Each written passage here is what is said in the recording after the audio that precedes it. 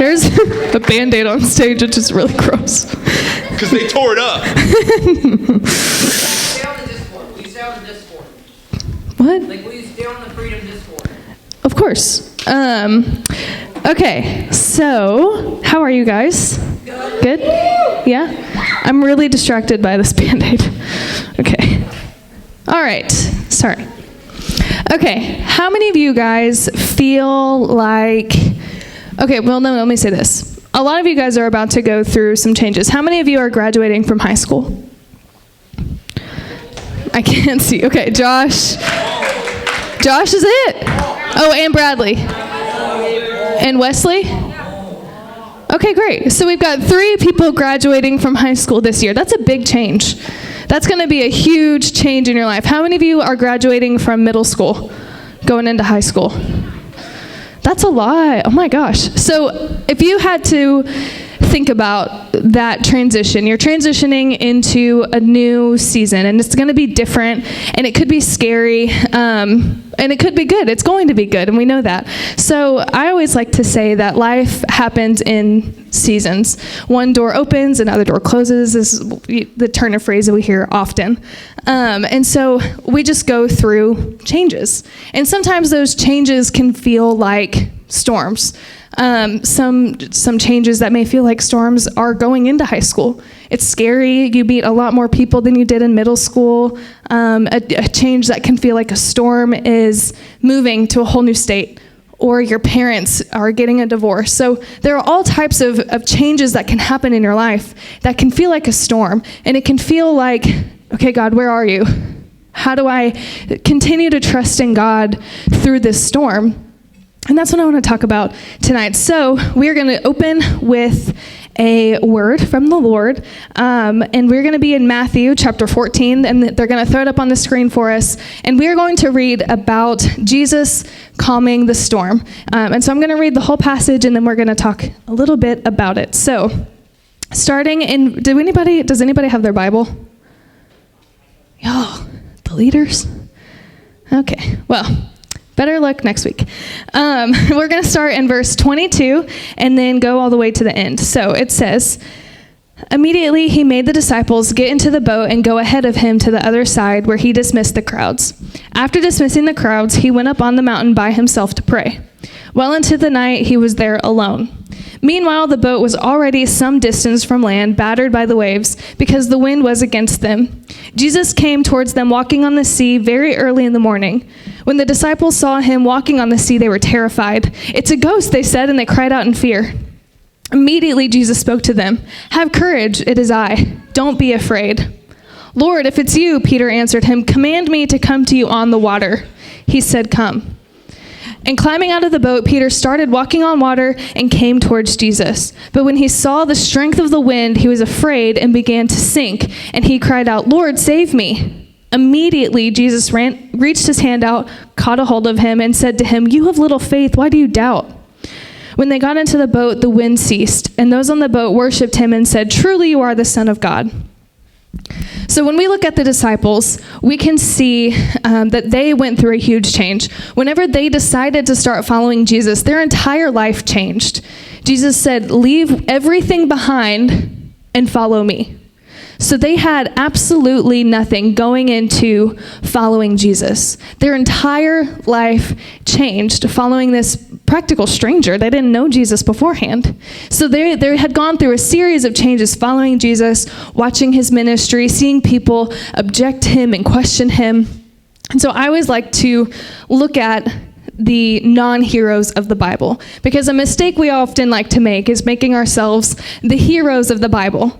And what I mean by that is whenever we read like the story of David and Goliath, we're like, okay, we're David, and what's our Goliath? What are we going to knock down? And we don't even think about Jesus. But there is some value in relating to the characters of the Bible, especially the disciples, because they walked right next to Jesus. They saw him die on the cross and then resurrect 3 days later and still had questions. They still doubted him. They were still scared. So we're like that. We are the disciples often. We walk with Jesus, and he isn't even physically next to us, and we still have questions. We still doubt him. We're still scared. So keep that in mind, that we are like the disciples. Now, at the top of this story, we see that Jesus sends his disciples across where they were. So in Galilee, the Sea of Galilee, which is actually a lake, just so you guys know, the Sea of Galilee is very small. So Jesus was sending them away to the other side of the lake, and he went back up to the mountain to pray. Now, upon reading that, and knowing that the disciples were going through a storm in the middle of the night, it's probably easy to think, well, maybe Jesus wasn't paying attention, or he didn't know that the disciples were experiencing this. And we're going to get to that later, but I want to talk about the storms. So last year, I was able to actually go visit Israel, and we stayed in Galilee. And I was woken up one night by hearing my door unlock. I was like, what in the world is going on? And then, as I wake up more, I'm hearing this insane wind. It was intense. It was shaking the building. Like, it was the scariest feeling. And I was safely tucked away in my hotel room. But when we woke up that next morning, we saw debris all over the hotel porch, and you could see it out on the water. There was just stuff everywhere because the winds were so strong. And I have a video, and I want you guys, as this video is playing, to imagine yourself within the context of what the disciples are like, because we're going to relate to them for just a little bit. They are on a little rinky-dink boat. They're not on a yacht, okay? This was like the old times. So they were on this little rinky-dink wooden boat. It's raining. You're getting drenched with salt water. You're getting drenched with rainwater. You're like being battered around by the waves. It's windy, it's loud, it's dark, and it's scary. So I want you to close your eyes and listen to what this is, an actual like video footage from a storm happening on the Sea of Galilee. Nope, not that one, the video. The other thing, yeah. And there's audio to it.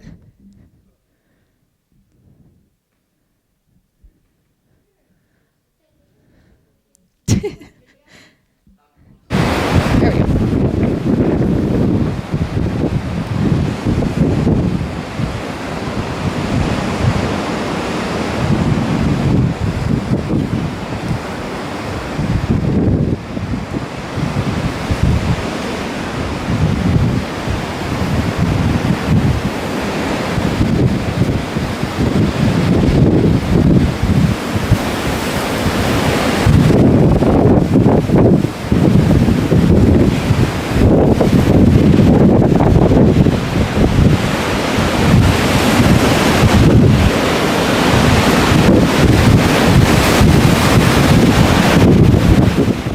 So you can hear and you can see the wind and the waves are crashing.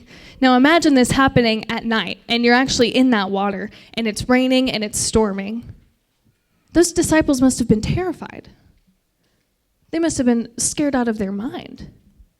And that's what the seasons of change in our life can feel like. Whenever a change happens, it can feel like the foundation is moving from underneath us, and we're being hit with the salt water. We're being drenched on by the rain. We're being pummeled by the wind.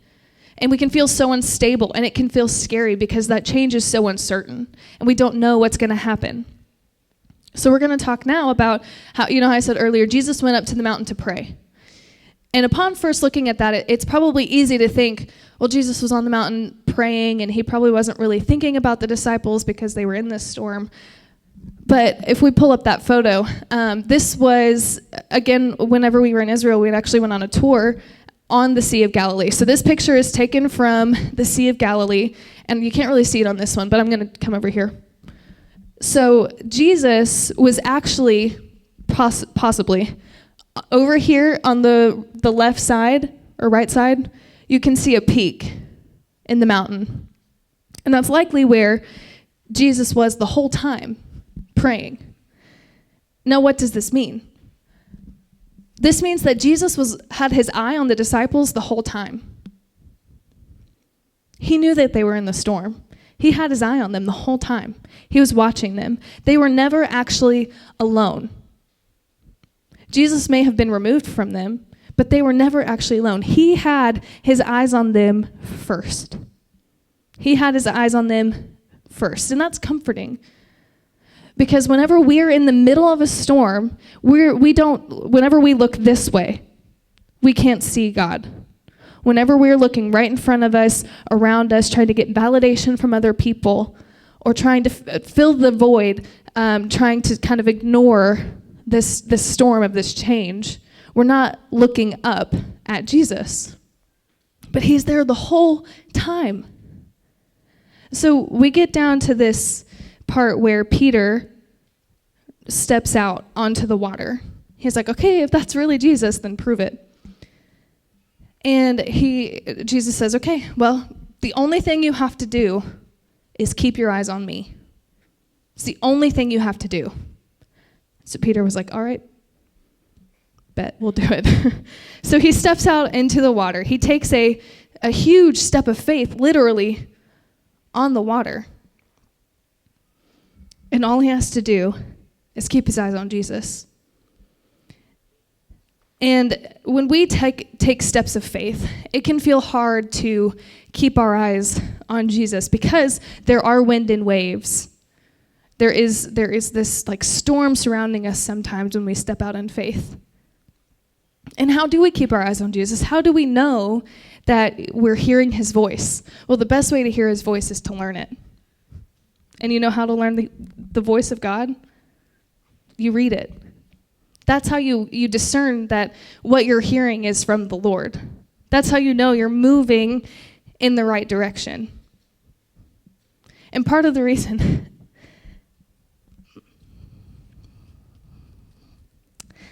I'm speaking to you guys tonight is because I'm Peter right now. I'm taking a step of faith, and it can feel like a storm. It feels like a storm a little bit. But in this step of faith, I've taken a job at another church, and that means that that's going to be where I am full time. And that's scary. It's really scary. But you know how I know it's from the Lord? Because I listen to his voice. I learn his voice, and I'm keeping my eyes on him, even when I don't want to, because this is hard. You guys are hard for me to leave.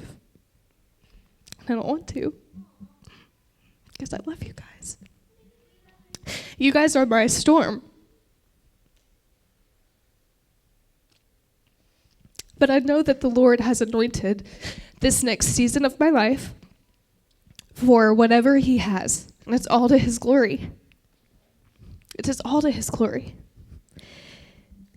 So when Peter started to sink, it's because he took his eyes off of the Lord. And I don't want you guys to do that. I don't want you guys to take your eyes off of the Lord in the midst of change, in the midst of a season of what feels like just a pressing or a crushing. We have to keep our eyes on the Lord because that's the only way we're going to keep our heads above water.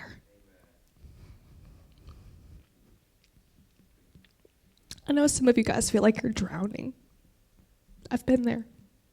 I know how hard it is to feel like you're drowning under the pressure of a change or the pressure of a storm. But I want to plead with you to learn this, to learn the voice of God, because he wants to talk to you. He wants to get to know you, and he wants you to get to know him. So Peter started to sink a little bit. He started to go down. But what does it say?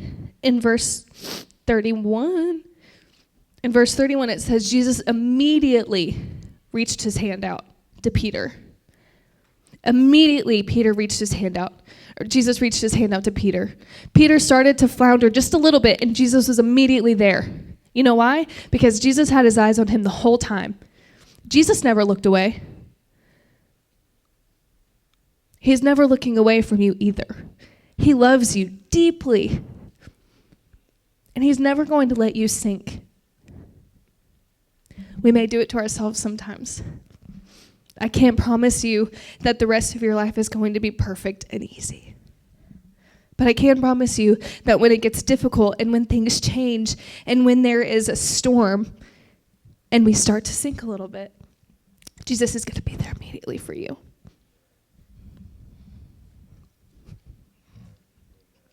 I hope you guys know I love you so much. and I'm so proud of you. I used to sit in that seat not that long ago. I'm only 23, but I used to be where you guys are. And those were the best years of my life. So I hope you guys make the most of Freedyth. Enjoy your time here. Listen to your pastors. Listen to your leaders. They know more than you, I promise. But you guys are so loved. So loved. And I hope that in seasons of change, you remember to look up, because Jesus has his hand out to you. He's waiting for you to look to him. That's all he wants. That's all he wants is you. So I'm going to pray, because I can't talk anymore. And leaders, I do have small group questions. I do want you guys to go into your small groups. And I will be here next week to hang out with you guys one more time. But I want you guys to talk with your group leaders, talk with your group members about seasons of change and how you can take steps to trust Jesus more. Because that's what we have to do. We have to take steps to trust Jesus more. So I'm going to pray, and then we will split into our small groups. I might have Pastor Adam come help me do that, split everybody up. But I'm going to pray. So will you bow your heads with me? Father, thank you for these awesome students. Thank you for the impact that they've had in my life. I pray that you would continue to build them up as a youth group and individually. God, I pray that you would make them a beacon of light. I pray that they would just come to be hungry for you. I pray that they would seek you out, and I pray that they would trust you. Even in the storms, God, I pray that you would be so evident in their life. I pray that they can look back and see you and trust you even more. It's in your name I pray. Amen.